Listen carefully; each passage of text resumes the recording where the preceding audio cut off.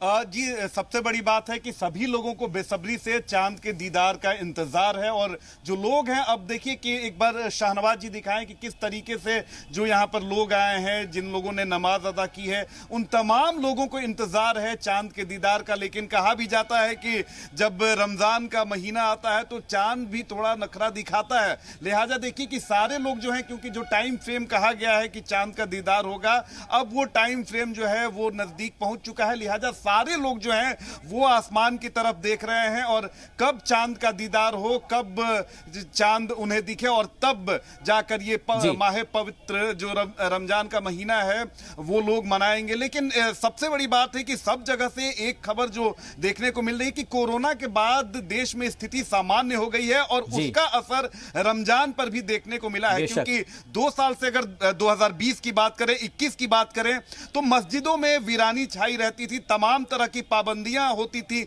लेकिन सारे लोग जो हैं यहां पर देखिए कि किस हंसी खुशी दिख रहे हैं, कोई पाबंदी नहीं है। और जो 2 साल की जो कसर थी कि नमाज नहीं पढ़ सकते थे, मस्जिदों में नहीं आ सकते थे, इस बार रमजान पर वो सारी जो बंदिशें हैं वो टूटती हुई नजर आ रही हैं। बाजार में भी रौनक दिख रही है, बाजार में तरह तरह के जो चीजें हैं वो बिक रही। क्योंकि देखिए रमजान का इंतजार जो इस्लाम धर्म को जो लोग मानते हैं उन्हें 1 साल तक रहता है कि रमजान का महीना आएगा, और 1 महीना रमजान जब चलता है उसके बाद ईद का इंतजार तो बेसब्री से रहता है। और रमजान की अगर बात करें तो रमजान सिर्फ ऐसा नहीं है कि सिर्फ इस्लाम धर्म के लोगों को इसका इंतजार रहता है, बल्कि ये अगर हिंदू मुस्लिम कम्युनिटी की बात करें, उनकी एकता की बात करें, तो वहां भी एक सूत्र में पिरोने का कार्य करता है। क्योंकि अगर आप देखेंगे तो जो इफ्तार होता है वो इफ्तार ना सिर्फ मुस्लिम कम्युनिटी के लोग देते हैं, बल्कि हिंदू धर्म से जुड़े हुए लोग बिल्कुल एक तरीके से आपसी और भाईचारे का पैगाम दिया जाता है इसके जरिए भी।